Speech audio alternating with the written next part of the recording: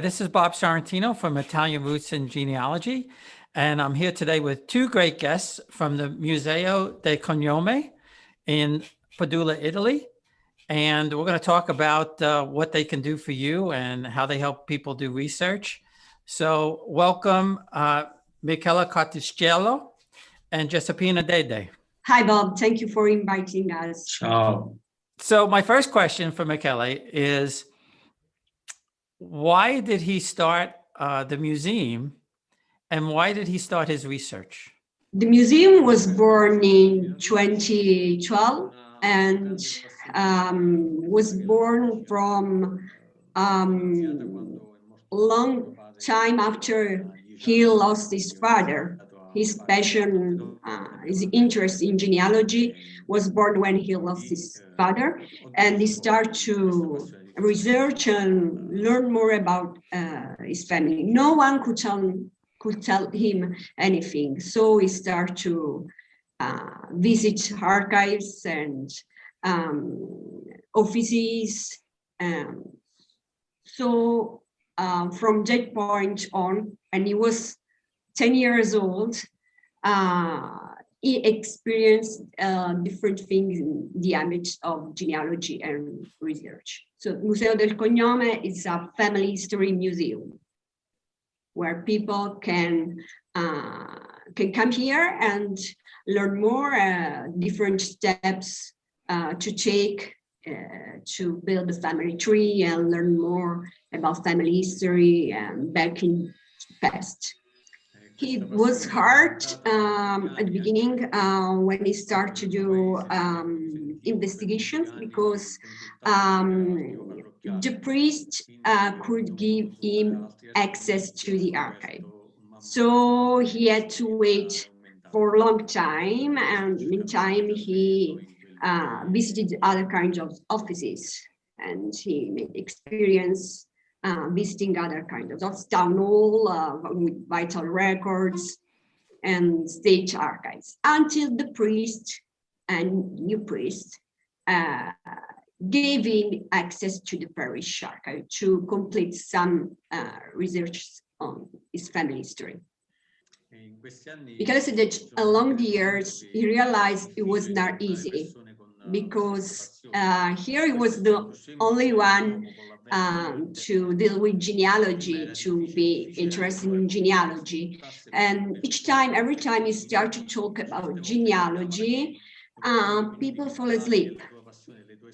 It's funny, but at the time it was pretty hard because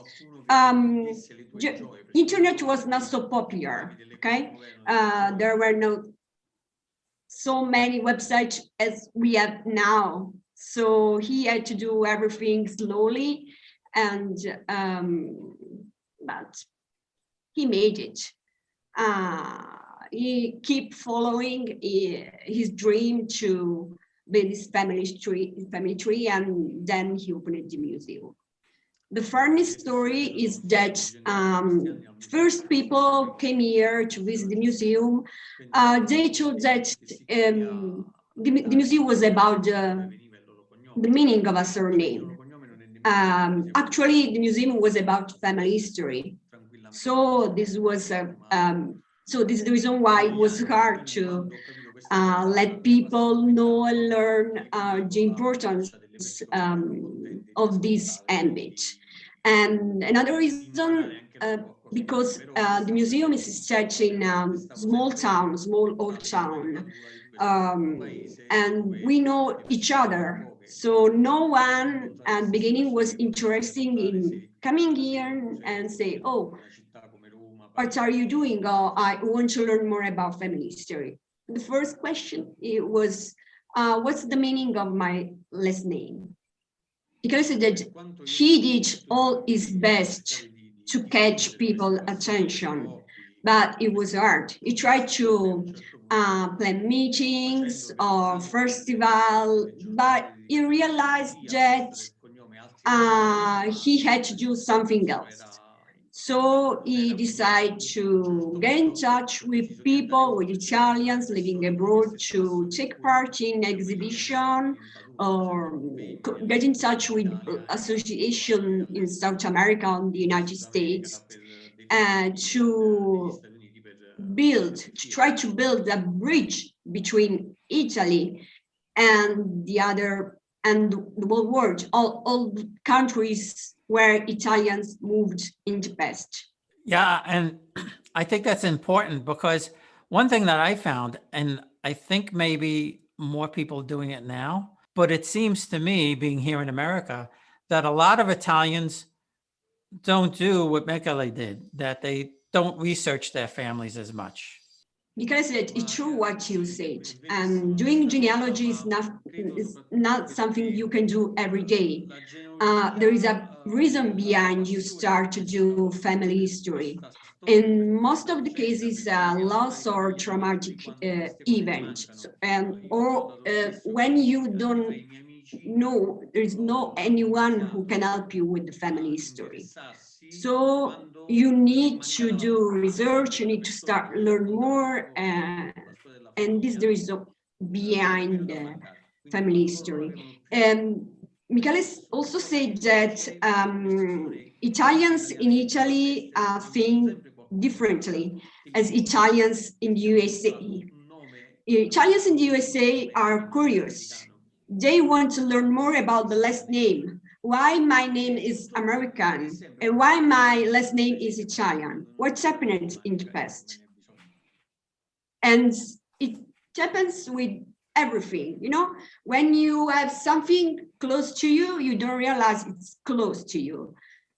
When you lost someone or something, you realize that you don't have this thing or the person close to you. Michele also said that maybe genealogy in Europe or in Italy be different in 100 years because of recent immigration, when people realize about the importance of their origins and their roots. So we have a mix of people, as the Italians in the USA, in South America. We have people in Europe, in Italy, coming from Asia or South Africa or any place around any other country, and they want to learn more. Yeah, and I think, you know, if you have a family in America that's been here for hundreds of years, it's easy. Us Americans that are Italian descent, we feel like we missed something. We've lost something. And that's what we're trying to find. And the same is happening here. Maybe you have your grandfather still alive and you don't want to listen to the stories he tells you. But when he passes away and you don't have anything, because no one can tell you anything about anything. So that is the moment when you realize that you need to start to research to learn more about your family. Right. And so now Michele he's written a book and he has the museum. So how would the book or the museum help someone like me in America? Michele said that it's a short guide, a combination of experience and genealogy, family history research with some tips, with some advice for people who want to learn more and read something different from the usual guide. Your question is a great question, but it's hard to give a specific reply because Italy, from a genealogical point of view, is divided. Every region is different from each other. So if someone want to get in touch with us and because wants to learn more about the family history, has to provide as much information as possible. Details, any detail is relevant. Yeah, and I think that's true for everybody. Um, One of the things that I know we all struggle with here is finding parish records or finding notary records. And I just got very, very lucky where I found the last will and testament of I think it was my fifth great grandfather, who was a baron. And there was 40 pages in this document uh, that described who he wanted to give the money to. So how would somebody start to find that? And is that something that you guys could help with? When we start a research in a parish archive, the first thing is to learn more about the parish archive, if it exists, if the archive is, how the archive is made of, how many books, if there is some missing register, and where is it, if the parish or diocese an archive, and learn more how to get access. Now it's pretty hard now, last year. And once you got all the information and you got the access, you can do the research. The research on the parish archive is a bit complicated. It's different from the vital records.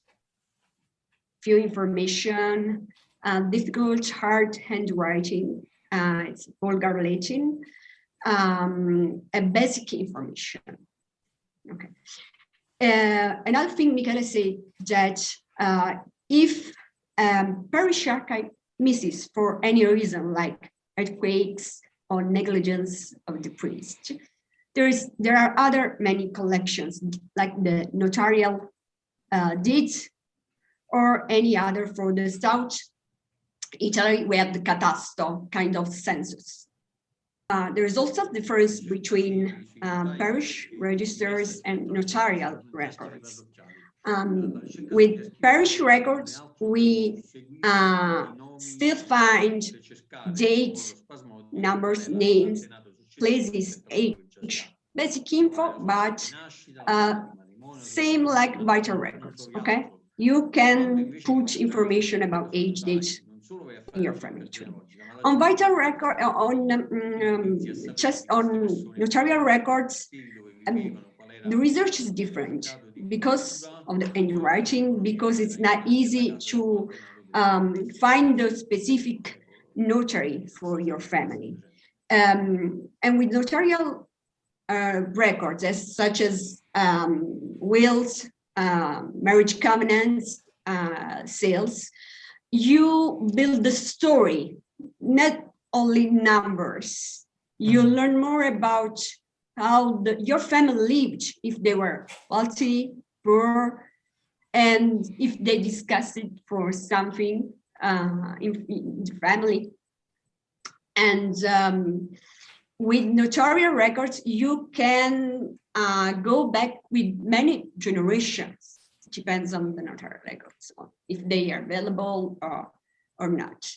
And you can go back up to maybe 1500s. I know that my great-grandmother's family, Caracciolo di Torciolo, they are in the state archives in Naples, which I know is closed now.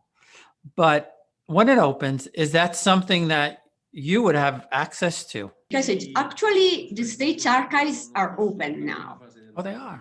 Oh, Yeah, they closed last year during the first months of the pandemic. Now they are closed, and we went there about 2 weeks ago. As for Naples and Catasto Ontario, if I give you an example with Catasto Ontario census, Michele said that it was made for the south of Italy because Naples was the capital of South Italy. But Catasto Ontario census is made of, it's a list of family and properties. But there is anything about Naples because the citizens in Naples, population Naples, they didn't have to pay taxes. So no one had to make that list.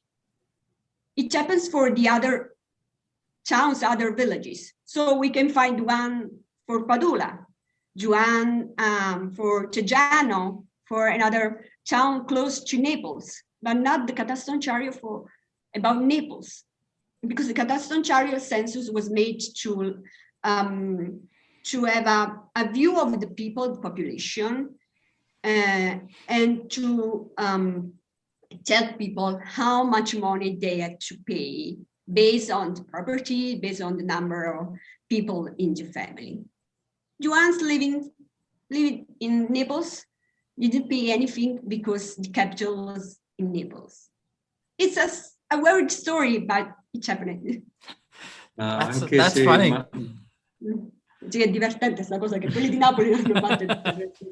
The Catastonciario about Naples wasn't down, but you can find any other kinds of collections.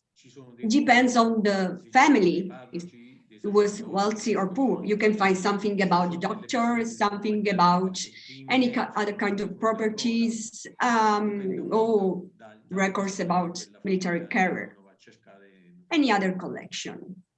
You know, the records from my paternal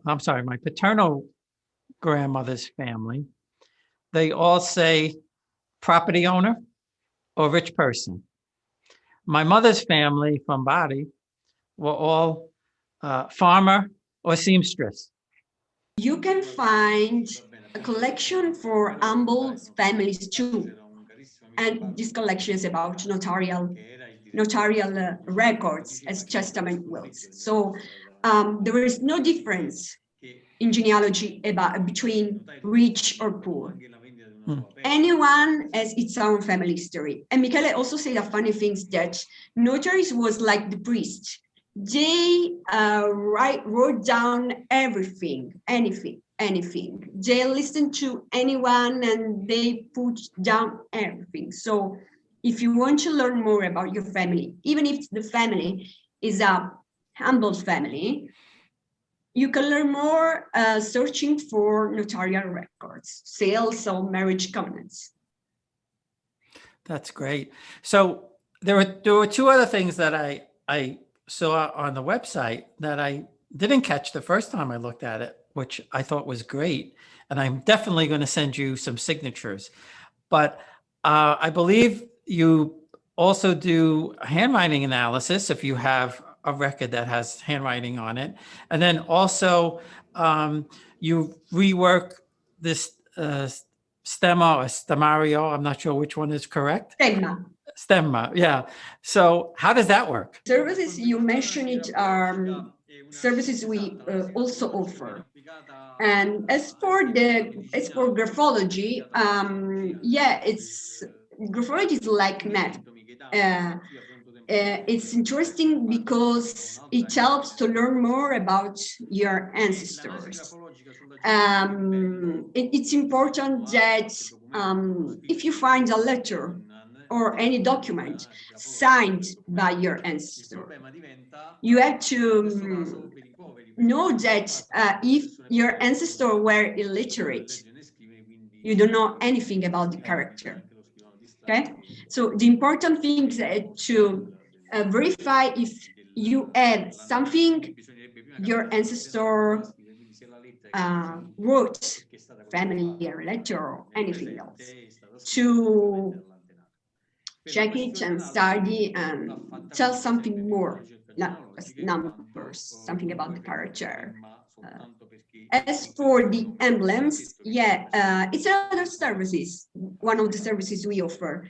Michele said that it's important doing a family history research first, because even if two people have the same last name, that doesn't mean they are connected. And so if a family is, if a last name has an emblem, that doesn't mean another person with the same last name is connected to this family with this emblem.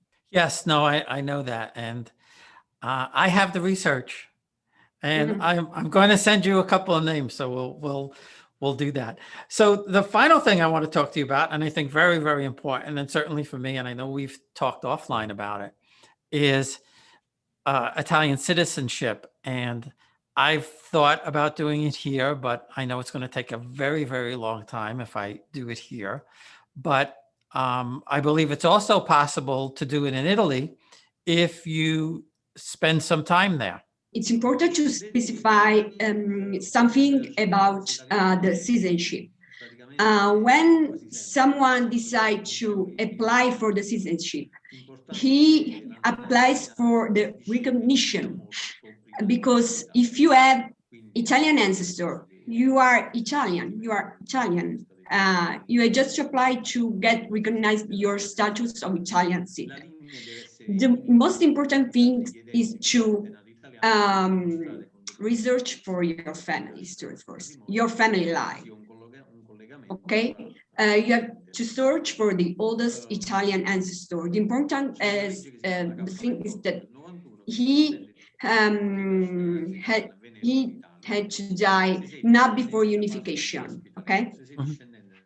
Because unification in Italy happened in 1860, 1861. So if I give you an example, if my ancestor died before 1860, 1861, I'm not eligible to apply. Okay, and you have to find as much information as possible, all the documents you need to prove your family line. So from the oldest Italian ancestor up to you, with all documents or information depends, that names change. And it's different procedure. This is for the paternal line. There is a law decree in Italy, date back to 1991, who allows people, Italian descendants, to stay in Italy to apply for the recognition of Italian as Italian citizen. There is another procedure. As for the maternal line, the famous 1948 case. It's a different proceeding. It's a true court proceeding, because there was a law that didn't allow women to pass Italian citizenship to sons or children. It's important to study and check each case. Each case is different from each other. Yes, no, I know. And is it easier if people want to spend time in Italy, whether that's a month or 2 months or 3 months, rather than go through a consulate in the United States? It depends on the country and the consulate. Okay. For example, the consulate in Colombia is the fastest one. Okay. And and the worst one of the worst. I mean, one slowest one is the one in Brazil. If you want to apply as Italian through the Brazilian consulate, you have to wait for about 10 years. Wow. In Italy, yes, in Italy it's faster, but much depends on the town hall, on the village, on the towns, and many other things. So we always say that it's important to check everything in advance. Okay. Much depends on the needs of the client. If he needs to get recognition soon for any legal reason, or if he or she wants to get the citizenship for just to have a stronger bond with the Italian family. Everything has to be checked. Right. Yeah. And of course, every case is different. I was hoping that we could somehow convince the Italian government to let us Americans come and spend our money easily. Vabbè, lui spera di convincere poi magari il governo italiano a fare le cose un po' più Ma noi velocemente. I think the same, but it's hard. our experience with town hall offices and other offices tell us that there is no standard, regular law for applications for access to get the access to archive. So we work hard. It's not easy if we have experience in this ambit to get what you want soon. Okay, it takes time. It takes time. Italy is a beautiful country, but you have to face with many trouble.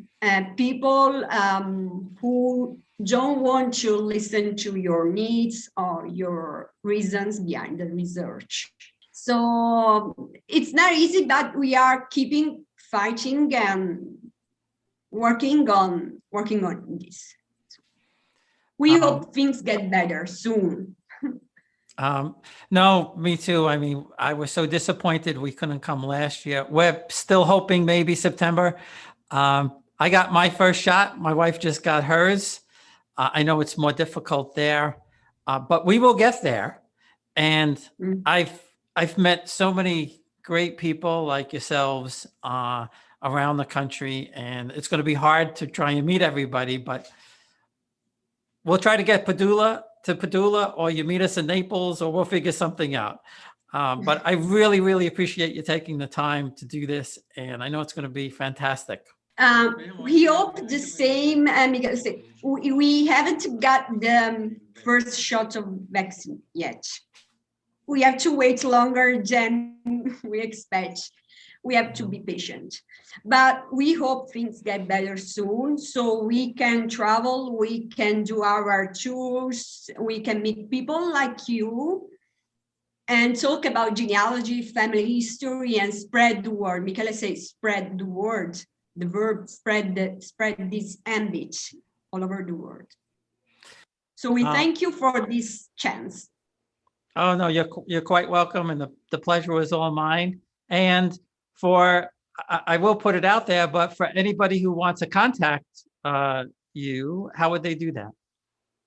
Okay, all the people that want to get in touch with us as to email us at museodelcognome@gmail.com. They can find us on Google if you want to spell the name, because it's very easy for people. No, I'll print it out there so they'll be able to find it. I'll put it right out there. museodelcognome@gmail.com. Okay. They can get in touch with us there. Okay, great. Thanks again. I really appreciate it. Thank you. Bye. Bye bye. Ciao. Ciao. Ciao.